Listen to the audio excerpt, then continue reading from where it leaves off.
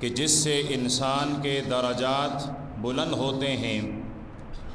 ایک ہوتا ہے نجات اور خلاصی، کہ کوئی بھی آدمی لا الہ الا اللہ پڑھ رہا ہو، مومن ہو، تو کل قیامت کو اللہ پاک ان کو نجات عطا فرمائیں گے۔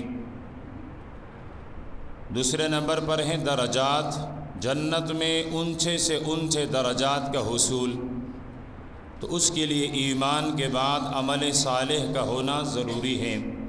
جو انسان جتنے نیک اعمال کرتا رہے گا اور وہ اعمال اللہ پاک کو محبوب اور پسند ہوتے رہیں گے، تو اس کے درجات جنت میں بلند سے بلند تر ہوتے رہیں گے۔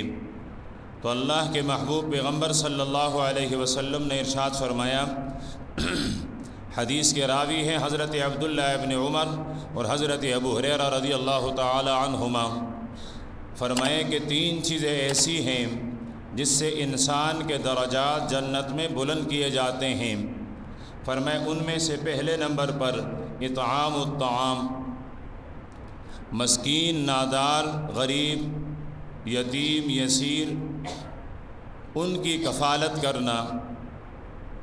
اللہ کے پیارے پیغمبر نے ارشاد فرمایا کہ یہ ساری مخلوق اللہ کی عیال ہے، یہ اللہ کا کنبہ ہے، تو فرمایا کہ تم اللہ پاک کے کنبے کے ساتھ، اللہ پاک کے عیال کے ساتھ خیر خواہی کا معاملہ کرو گے تو اللہ پاک آپ کے ساتھ بھی خیر خواہی کا معاملہ فرما دیں گے۔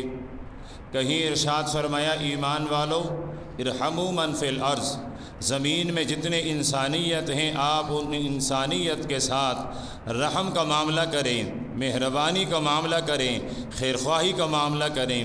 یرحمکم من فی السماء، فرمایا آسمان میں عرش پر جو مستوی خدا ہیں وہ آپ کے ساتھ رحم اور کرم کا معاملہ فرما دیں گے۔ تو اللہ کے پیارے پیغمبر نے ارشاد فرمایا کہ درجات کی بلندی کا ایک سبب وہ اطعام الطعام، بھوکوں کو کھانا کھلانا ہے، اور پھر رمضان کا مہینہ ہو اور روزہ دار کو افطار کرایا جائے، تو اس آدمی کے درجات کا ٹھکانہ اور انتہا کہاں ہوگا؟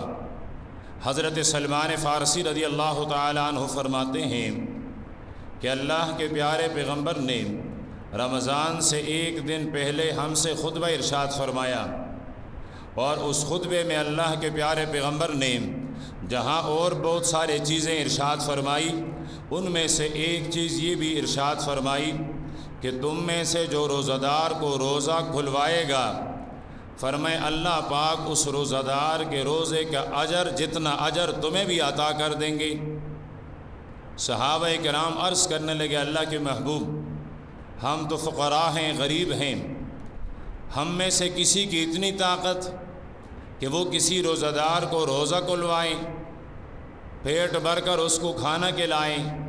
فرمائے یہ کام کر سکے گا تو یا تو حضرت عثمان کر سکے گا، یا حضرت عبد الرحمن ابن عوف کر سکے گا، یا اور کوئی مالدار صحابی کر سکے گا۔ اللہ کے محبوب ہم میں سے تو حضرت بلال بھی موجود ہیں، ہم میں سے حضرت خباب اور صہیب بھی موجود ہیں، ہم خود کئی دن فاقوں سے رہتے ہیں، اللہ کے محبوب ہمارے پاس کیا ہوگا جو ہم کسی بھوکے کو کھانا کھلائیں اور کسی روزہ دار کو روزہ افطار کرائیں؟ یہ تو ہم میں سے کسی کی بھی طاقت نہیں ہے، یوں تو ہم اس عمل کے اجر سے محروم ہو جائیں گے۔ اللہ کے محبوب پیغمبر نے ارشاد فرمایا کہ یہ ثواب تمہیں دودھ کے ایک قطرہ پلانے سے بھی مل جائے گا، یہ ثواب تمہیں ایک کھجور کھلانے سے بھی مل جائے گا۔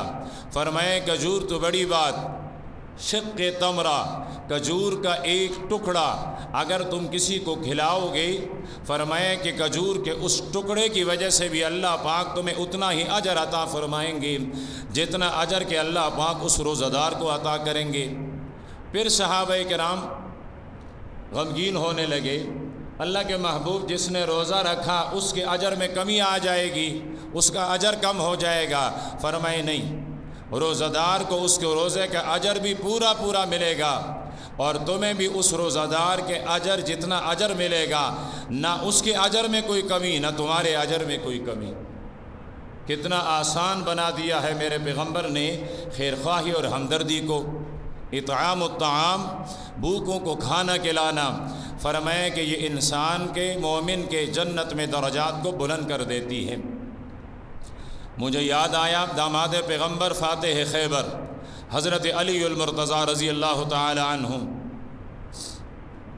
صبح کو سحری کی، پانی سے صرف پانی کے گھونٹ پیے، سحری کر لی، نفل روزہ ہے، دن کو چل پڑے، ایک یہودی کے ساتھ باغ میں مزدوری کی اور وہاں سے آپ کو کچھ جو ملے، گھر لے آئے۔ خاتون جنت سیدہ فاطمہ الزہراء رضی اللہ تعالی عنہا نے اس سے آٹا بنایا اور اس آٹے سے روٹی بنائی۔ افطاری کا وقت ہو رہا ہے، حضرت علی رضی اللہ تعالی عنہ، حضرت فاطمہ، حضرت حسن، حضرت حسین، ابھی اذان کا انتظار ہو رہا ہے۔ اتنے میں آدمی نے آواز دی، اے آل نبی،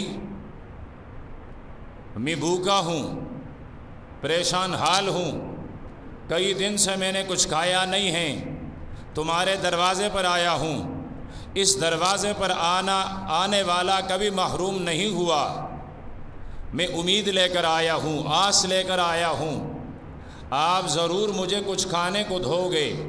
میں تمہارے دروازے پر آیا ہوں، تم سادات ہو، تم ساری کائنات کے سردار ہو، میں سرداروں کے دروازے پر آیا ہوں، مجھے کچھ کھلاؤ گے؟ حضرت علی رضی اللہ تعالیٰ عنہ نے اپنے حصے کی روٹی اٹھائی، حسن مجتبیٰ اپنے بڑے بیٹے سے فرمایا، بیٹے یہ روٹی لے کر سوالی کو دے دینا۔ 2 قدم اٹھے ہوئے ہوں گے، واپس مڑے، بابا اجازت ہے میں اپنے حصے کی روٹی بھی دے دوں؟ فرمانے لگے، بیٹے سخاوت کے میدان میں اپنے بڑوں سے اجازت نہیں لیا جاتا ہے۔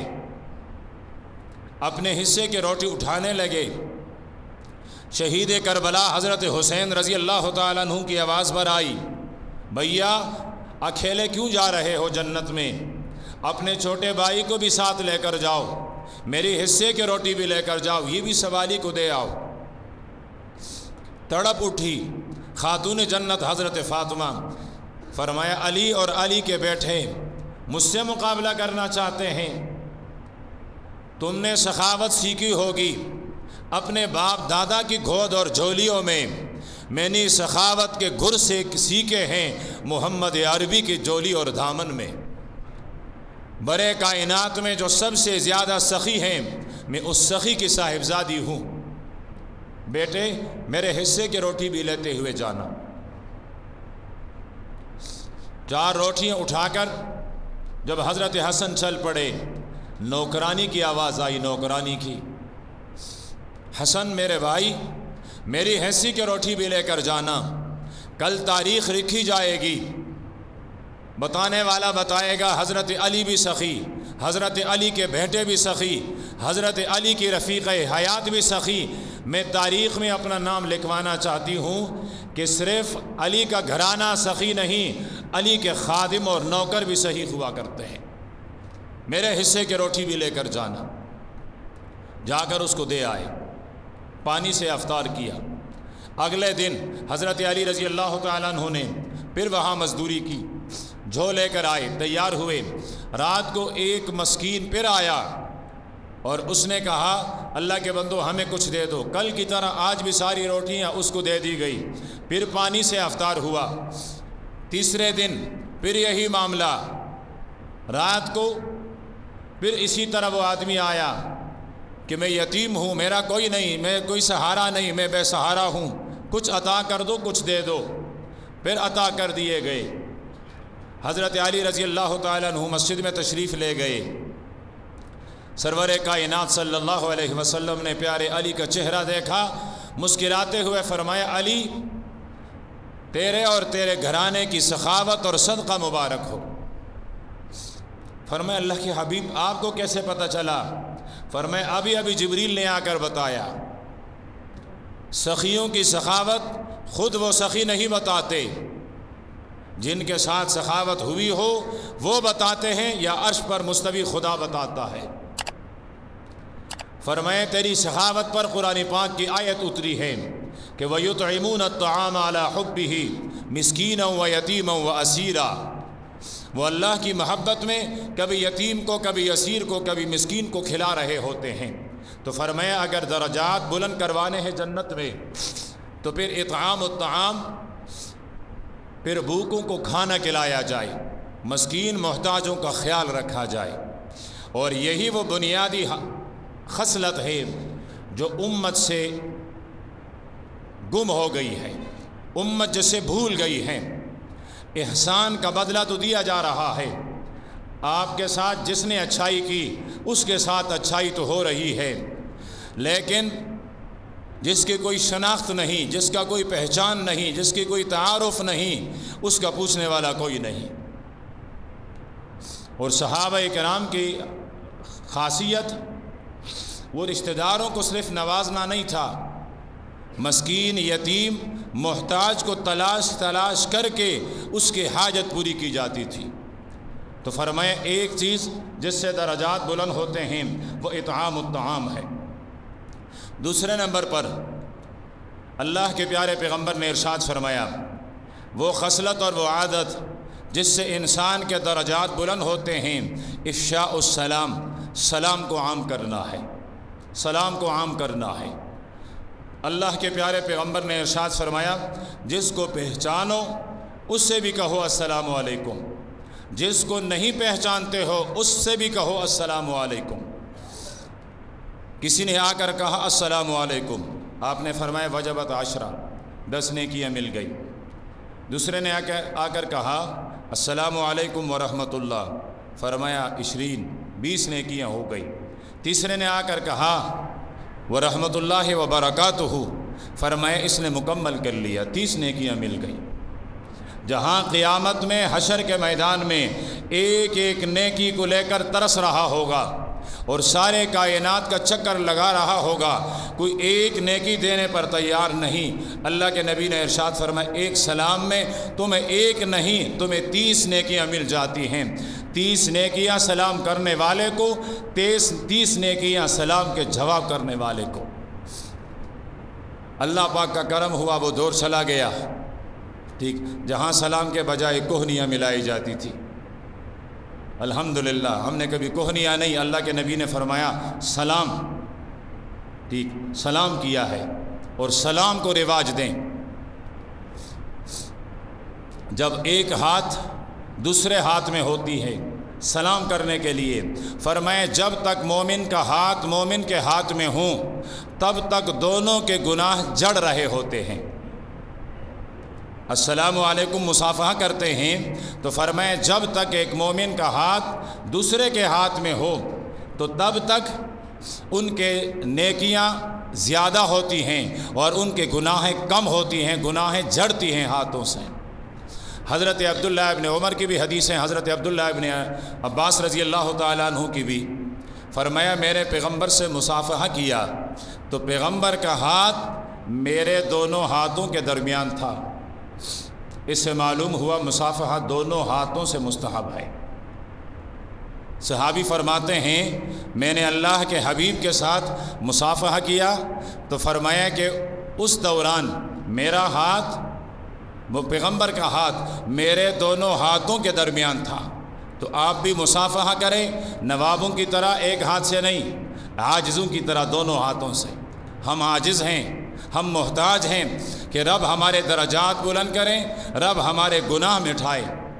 تو گناہ مٹھانے کے لیے اس طریقے پر جو طریقہ اللہ کے پیارے پیغمبر نے بتایا ہے اس طریقے کے مطابق مصافحہ کیا جائے۔ تیسرے نمبر پر ارشاد فرمایا کہ درجات کو بلند کرنے والی چیز وصلوا باللیل والناس نیام، فرمایا جب ساری دنیا غفلت کی نیند سو رہی ہو اس وقت آپ اللہ کے سامنے کھڑے ہو کر عبادت کریں۔ توجہ میری طرف ہونی چاہیے، وقت بہت مختصر ہوتا ہے، اگر آپ کی توجہ کی طرف چلی گئی تو معاملہ خراب ہو جائے گا۔ تو ارشاد فرمایا اللہ کے نبی نے کہ رات کے تہائی، رات کے آخری پہر، رات کے آخری حصے میں قیام اللیل، تہجد کی نماز۔ صحابی فرماتے ہیں اللہ کے محبوب نے ارشاد فرمایا رمضان کے روزوں کے بعد اللہ پاک کو سب سے زیادہ محبوب روزے محرم کے روزے ہیں۔ 9 اور 10 محرم کو جو روزہ رکھا جاتا ہے، رمضان کے روزوں کے بعد اللہ کے ہاں سب سے محبوب روزہ محرم کے 9-10 تاریخ کا روزہ ہے۔ اور فرمایا فرض نماز کے بعد اللہ پاک کے ہاں سب سے فضیلت والی نماز، فرمایا وہ تہجد کی نماز قیام اللیل ہے۔ اور اللہ پاک نے رمضان میں ہمیں فرائض کے بعد 2 نعمتیں عطا کی ہیں۔ ایک تراویح کی نماز جو میرے اور آپ کے محبوب پیغمبر نے 3 راتیں پڑھائی، اور صحابہ کرام کا اس پر اجماع ہے۔